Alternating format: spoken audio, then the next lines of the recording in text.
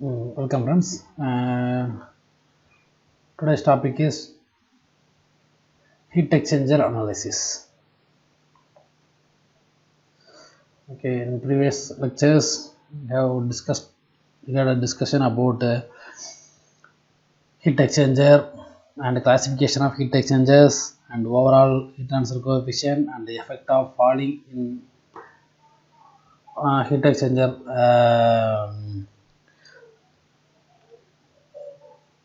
concept. Okay, now we start a new session with the heat exchanger analysis. Okay, which means the heat exchanger is a complicated structure. Okay, we cannot predict the overall heat transfer coefficient as easily and the temperature difference. What temperature we have to take, either inside temperature or outside temperature, because here two different flows are there. One is hot water flow, another one is cold water flow, and based on the direction of flow also different. And one is parallel flow, another one is counter flow. Okay, this through likewise various difference are there. Okay, therefore it is not possible or it is difficult to calculate the each and every parameters as a very easy way. Okay, then now we have some assumptions to analyze the heat exchanger in a theoretical manner. Okay, the assumptions are the mass flow rate of each remain constant. Mass flow rate of each fluid remain constant. Okay, this is first assumption, and previously the device is steady flow. The first assumption is the flow is steady. Okay, first assumption, the mass flow rate is same and the fluid property like temperature, velocity and inlet and outside also remain unchanged. Then change in kinetic energy, potential energy, specific heat and conduction along the length are negligible. Okay, there is no change in kinetic energy, there is no potential energy and specific heat. These are the constants are independent of length, but it not possible due to the laminar boundary layer and thermal boundary layer. The flow properties like velocity and temperature are changed, such as at the middle the velocity having maximum, at the middle temperature having minimum, at the wall the temperature having maximum. Likewise the temperature and velocities are changed, but in the concept, but our assumption the temperature and fluid properties are unchanged. Okay, so assumption. Then the outer surface of outer tube heat exchanger is well insulated and does not allow any heat transfer to the surrounding. Therefore heat transfer occurring between hot and cold fluids only. Okay, already I said the outer surface are doesn't interact or doesn't come under the heat exchanger analysis, because it's outer surface tube, it is cover only the outer fluid. Okay, and it is well insulated because there is no heat is transferred from that heat exchanger to surrounding, and also there is no heat transfer from surrounding to heat transfer. It is a arrest insulating medium for the heat exchanger and atmospheric. Okay, but our assumption is that the outer surface of the heat exchanger is 100% insulated, but this is possible. Okay, then next is no fluid is undergoing phase change within heat exchanger. Okay, it is also not possible because in heat exchanger we have used condenser and evaporator. These two applications are the related with the phase change heat transfer. Okay, but in theoretical concept solution we have assumed that there is no heat phase change phenomena inside the heat exchanger. Okay, these are the assumptions for the heat exchanger analysis. Okay, then next, the rate of heat transfer by hot fluid based on the thermodynamic concept, which is what the how much amount of heat is transferred to the system, which is equal to how much amount of heat is absorbed by the system. Which means consider a system. The system absorbs some amount of energy and system that absorbs some amount of rejects some amount of energy. Then based on the energy balance, the system absorbed the quantity of system energy absorbed by the system, which is equal to quantity of energy which is rejected by the system, which is Q in equal to Q out. Okay, which is the energy balance equation based on the first law of thermodynamics. Okay, then in that in the heat exchanger application, we have two fluids. One is hot fluid, another one is cold fluid. Then the hot fluid loses the energy and the cold fluid gain the energy. Okay, that hot fluid loses the energy, which is equal to the cold fluid gain the energy. Okay, which is the energy balance concept, complete theoretical concept.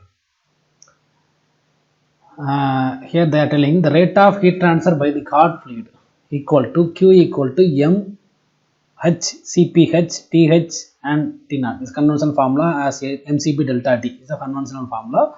The suffix is a different. Here the hot fluid means the suffix are H.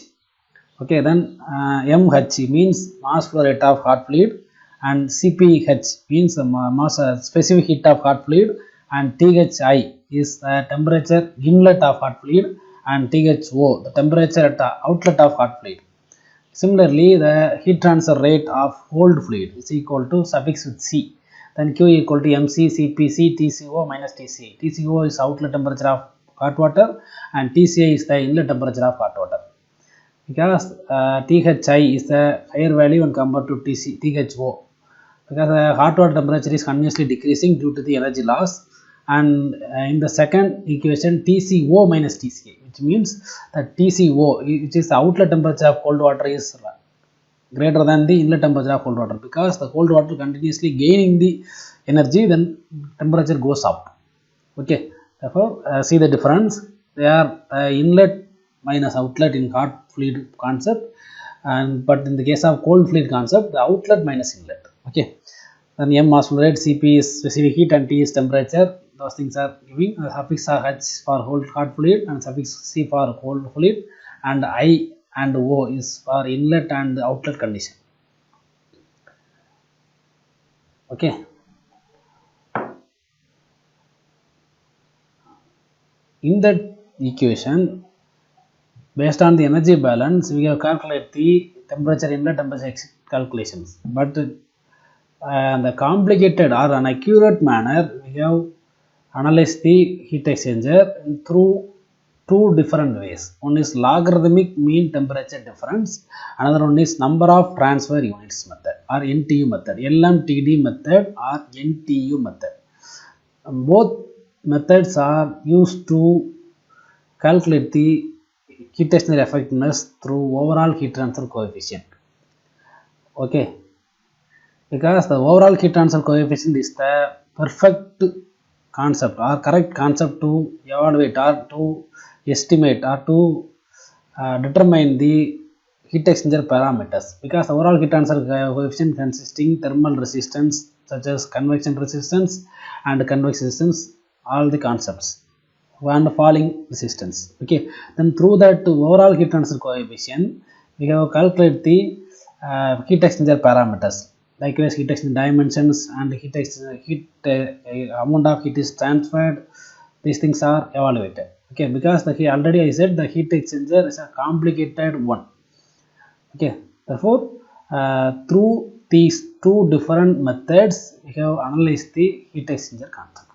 But the base concept of these two heat exchanger is the first law of thermodynamics, which is energy balance, which is heat is gained and loses by the hot fluid, which is equal to heat gained by the cold fluid. Okay, which is the primary principle for the heat exchanger analysis. Then if we see the heat exchanger analysis through LMTD method and the NTU method one by one. Now we start with logarithmic or log mean temperature difference method. Let me start. Consider Q equal to UA del T LM. In overall heat transfer coefficient concept, that heat transfer is equal to UA del T LM. That del T in Newton's law of cooling is the temperature, surface temperature and ambient temperature. Is the formula for Newton's law of cooling. Remember the Newton's law of cooling, that Q equal to HA del T. That H is equal to heat transfer coefficient, A equal to heat transfer area, and del T is a temperature difference in between surface and fluid. Okay, but here what is surface and what is fluid? Because the inner side the hot water flowing, the outer side the cold water fluid, and then the both fluids are contact with the both side of the tube. Then what side we have to take and what fluid we have to take, which is the problem. Therefore, to eliminate this problem, we have calculate one temperature which is called del TLM. Is the average temperature or mean temperature instead of del T. Okay, the del TLM is named as logarithmic mean temperature difference. Okay, our main objective is to find the del TLM for parallel flow heat exchanger as well as counter flow heat exchanger. Because the parallel heat exchanger gives the lowest efficiency and the counter flow heat exchanger gives the maximum efficiency, and all the heat exchangers are available in between the ranges, which is cell and tube and parallel flow, cross flow and compact heat exchangers. Those heat exchangers gives efficiency in between these two ranges. Okay, no heat exchanger which gives the maximum, no heat exchanger which gives the efficiency more than counter flow. It's not possible. Okay, because the counter flow gives the maximum efficiency due to the constant delta T value. Okay, then now we start with the del TLM or for parallel flow heat exchanger. Already you know what is parallel flow heat exchanger. See the diagram, which is the parallel flow heat exchanger. In that flow, the same fluid are flowing in same direction. The inlet temperature of the hot water is named as THI, and exit temperature of cold water is inlet temperature of cold water is TCI, and similarly exit temperature of cold water TCO and exit temperature of hot water is THO is noted at. I consider a small strip in that flow situation which is dA. dA is a small strip for our integral purpose. Then in previous lectures we have seen the temperature length graph for parallel heat exchanger.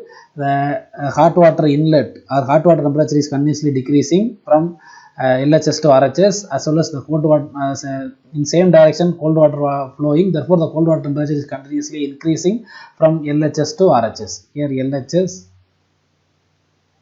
here RHS.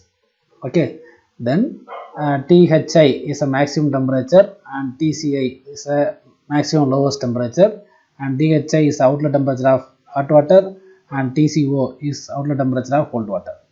In parallel flow condition, the TCI is lower than THO and lower than THI, as well as the TCO also lower than THO and lower than THI. Okay, therefore, the inlet and exit temperature of cold water is always lower than inlet and exit temperature of hot water, which is the specific significance or specific concept of the parallel flow heat exchanger.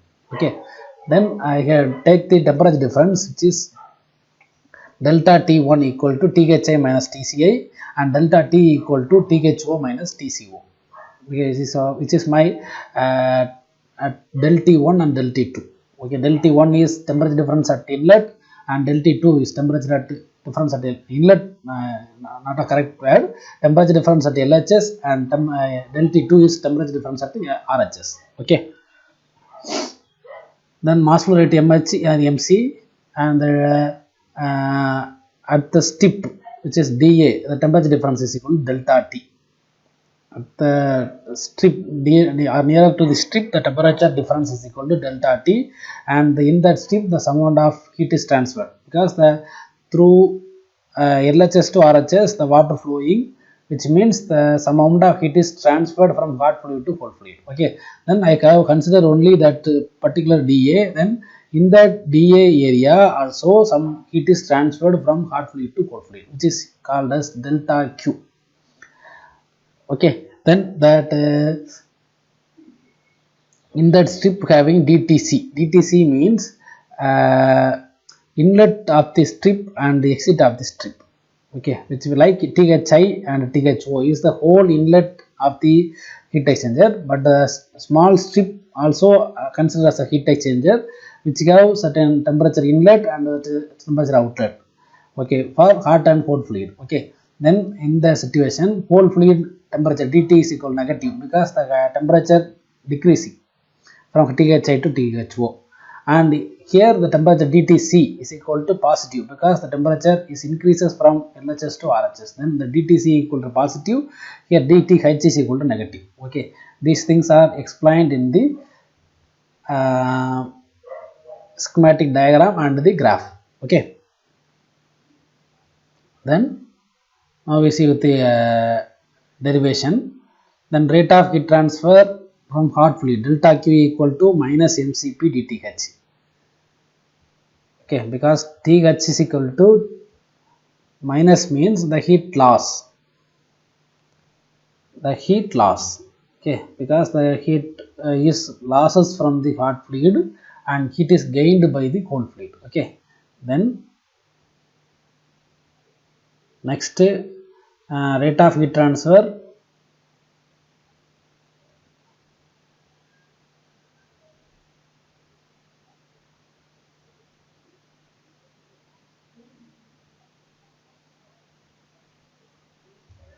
cold fluid delta Q equal to mc Cpc dTc. Here the value is positive because that heat is gained by the fluid. Okay, then we have considered small area dA and delta T is between hot and cold. Therefore, delta T equal to TH minus TC. In differential form, d delta T equal to dTH minus dTc. Okay, then dTH is from delta Q for hot fluid is equal to minus mH Cph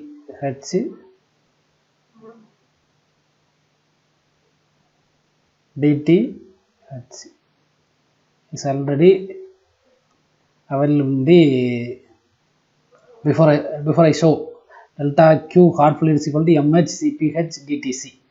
Then from that equation dTc equal to delta Q by, from this equation dTc equal to delta Q by mc Cpc. Similarly, delta dTh equal to minus delta Q by mH Cph. Okay.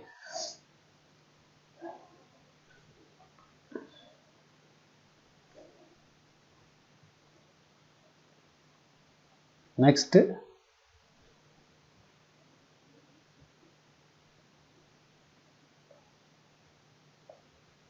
I explain the diagrams and dTH dTc and d delta T. D delta T is what? dTH minus dTc. Then substitute the dTH and dTc values in that equation and minus delta Q by 1 by mCph Cph plus 1 by Cpc. Because dTc equal to dTH equal to minus delta Q by 1 by mHCpH plus and dTc equal to delta Q by mCCpC. Then delta Q is taken from the bracket, then we have the final equation which is dt delta T equal to minus delta Q into 1 by mHCpH plus 1 by mCCpC. Okay, then based on the Newton's law of cooling or the primary concept of the heat exchanger analysis, the delta Q equal to U del A delta T. Here the area is equal to small strip which is dA and the delta T is equal to delta T. Okay, then substitute the values. Delta Q equal to, then d delta T equal to minus UA, substitute these values. Okay, then d delta T equal to minus U delta T dA into 1 by mCpH and mCpC. Then we have small arrangement. Small rearrangement means del T is come from RHS to LHS, which is d delta T by delta T, which is equal to U dAB. That dA is small strip area and B is constant, which is equal to 1 by mCpH and mCpC. Okay, then the final equation we get d delta T by delta T equal to minus dAB. It's a first order differential equation. Then now we start with the integral calculus, which is from delta t1 to delta t2. Delta t1 is inlet as a LHS side and delta t2 is RHS side, is for the that diagram. Then delta t1 to delta t is equal to delta t divided by delta t minus u and v. U is overall heat transfer coefficient. This also constant, is calculated from the resistance concept, and B also constant, the mass and Cp also constant value, that B is equal to constant, and here the area equal to 0 to A, then dA, then delta d by then d delta d by delta d, or x by dx by x, integral of dx by x, integral of dx by x, what? Ln x. Okay, the same concept, d delta t by delta t equal to ln delta t. Then substitute the limits, then ln delta t2 by delta t1 is equal to dA, integral of dA equal to a, then 0 to a is means a, then uba, then ln delta t2 by delta t1, then delta t1 is what? For parallel flow condition, delta t1 equal to thi minus tci, and delta t2 equal to tho minus tco, then minus uba, substituting b, then we get ln delta t2 divided by delta t1 minus ua, then the b value. Okay, then mccph and mccpc equal to what? Remember the equation for hot fluid, delta q equal to minus mcp dtc.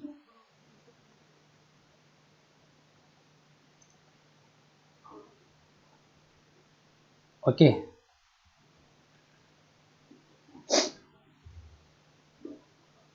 mcp for heat, remember the heat exchanger analysis, the heat transfer from the hot fluid, which is equal to mhcph and thi minus tho, and heat transfer, heat gained by the cold fluid is equal to mccpc bracket tco minus tci. From that equations, we have calculate, we have take the value for mhcpc is equal to q by delta t, which is thi minus tca, then substitute that same values, then ln delta t divided by delta t1 equal to minus u a thi minus tho divided by q plus tco minus tci divided by q. This value is taken from the heat exchanger energy balance. Okay, because the heat hot fluid equal to mcp delta t. Okay, that m is equal to, for hot fluid, suffix with mh and cph, and delta t means temperature inlet of hot fluid, temperature exit of hot fluid. For cold fluid case, mc cpc and temperature difference is the cold fluid outlet minus cold fluid inlet. From that we have calculate q mcp equal to q by delta t. Okay, then I can substitute that q delta t divided by q instead of m1 by mc cph. Okay, then mc cph is equal to q by delta t, then 1 by cpc mcp equal to delta t by q. Okay, then totally reciprocal, and ua dh by dh delta th divided by q plus delta tc divided by q. Okay, then I take the q value from the bracket and small rearrangement, then finally we get q equal to ua ln delta t2 or delta t1 by delta t2 thi minus tci minus tho minus tco, and thi minus tci is nothing but delta t1, and tho minus tco is nothing but delta t2. Okay, then q equal to ua delta t1 minus delta t2 ln delta t1 by delta t2. From that equation we get match with q equal to ua delta t lm, then delta t lm equal to delta t1 minus delta t2 ln delta t1 by delta t2, or delta t2 minus delta t1 divided by ln delta t2 by delta t1. It's a law logarithmic mean temperature difference for the parallel flow heat exchanger. Okay. Likewise, we have solved the same concept same logarithmic mean temperature difference for the counterflow heat exchanger also. Okay, in that counterflow heat exchanger, I only explained the graph. The see the heat exchanger here, the hot water inlet in LHS, and one more the LHS term is cold water outlet. Okay, then here delta T1 equal to THI minus TCO. Okay, similarly at the RHS side, here the hot water outlet and cold water inlet, then delta T2 equal to THO minus TCI. Okay, then in that situation, one more concept is here the THI is higher than TCO and TCI, but THO is definitely higher than TCI, but not sure that THI is higher than TCO. It may TCO is higher than the THI, because the TCI is also gaining some energy, cold water also gaining some energy in opposite direction and goes rise. Okay, then the TCO is more than THO. This is the main advantage of the counterflow heat exchanger. Then only the efficiency of the heat exchanger is higher. Okay, then here also we have two temperature difference, which is delta T1 and delta T2, but the delta T21 is and delta T2 is differs from the counterflow heat exchanger is based on the flow direction. Okay, but the LHS and RHS doesn't differ. Therefore the delta T1 equal to THI minus TCO and THO and TCI is the delta T2. Then substitute the values in same formula, then we get the logarithmic mean temperature difference for the counterflow heat exchanger also. Okay, delta T2, delta T1 and delta T1, and these values are only differ from the counterflow and parallel flow heat exchangers. Okay, because of the flow arrangement.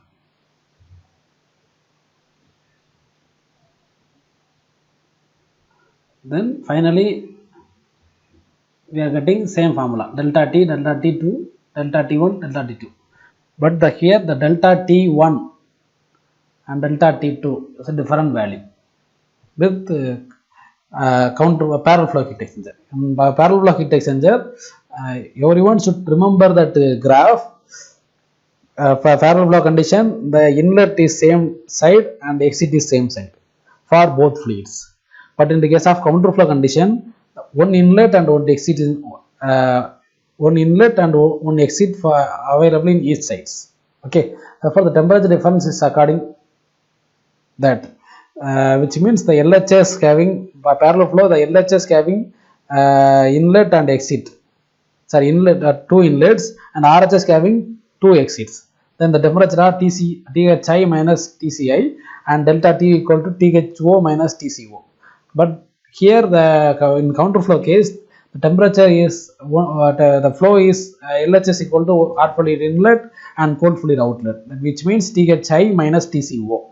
And the RHS side, the temperature of hot fluid outlet and temperature of cold fluid inlet, then THO minus TCI. Okay, this is the temperature delta differences. Okay, then substitute the formula is same. Temperature delta value is different for counterflow and parallel flow heat exchangers. Next important concept is condenser and evaporator, because during condensation and evaporation process, one side of the fluid, in that also we have two fluid stream, one is water and another is steam. Then in the steam side, the temperature doesn't change, hot water temperature alone changed. Okay, but therefore one fluid temperature remains changed and another fluid temperature only varying. Okay, it is the opposite, or it is a violation of the heat exchanger analysis assumption, because in heat exchanger analysis assumption, during the heat exchanger process, there is no phase change. But in the case of condenser and evaporator, which is also heat exchangers, therefore, but in that heat exchanger, one fluid temperature is constant because phase change occurring. Okay, therefore for that situation what we do, then take the temperature del T value as Thi because condenser, the hard fluid condensate or steam is a higher temperature and the cooling water is a lower temperature. In boiler case, exhaust flue gases is used to heat the water, then exhaust flue gases is a hard fluid and the water is a cold fluid. Okay, therefore in condenser medium steam temperature remains constant, cooling water temperature is continuously increased, and but in boiler case water temperature is changed due to the boiling and the hot fluid gases temperature is continuously decreasing due to the energy loss. Okay, therefore the temperature for condenser concept, the condensate temperature is higher temperature, which means that delta T1 equal to Th minus Tci and delta T2 equal to Th minus Tco. Okay, which is the formula for condenser, del T formula for condenser units. Then same evaporator concept, Tc, then hot fluid Thi minus Tc and cold fluid delta T Tho minus Tc. Okay, these are two different cases for the heat exchanger analysis and as well as to find out the logarithmic mean temperature values. Okay, but in real situation, another conditions, Th temperature also varying and Tc temperature also varying. Okay, but in the case of condenser and evaporator, one fluid temperature remains constant. In the condenser, the higher temperature fluid having same temperature. In evaporator, the low temperature fluid having same temperature. Okay, then remember these concepts in your mind, and and also this formulas, these all formulas, which is overall heat transfer coefficient and LMTD formula and Q formula and for counter flow and parallel flow or condenser and evaporator, all formulas are available in the HFT data book in heat exchanger concept. Okay, you can refer the heat exchanger refer the data book for the heat exchanger formulas and constant values. Okay, but in the preparation of competitive examinations, you can memorize or you must memorize the formulas, but in the end semester examination you need not memorize these formulas. These all formulas are available in the HMD data book itself. Okay, in next class onwards we have to solve the heat exchanger problem related to LMTD method. Once we solve the LMTD method related tutorial problems, next we solve the NTU method. Okay, thank you.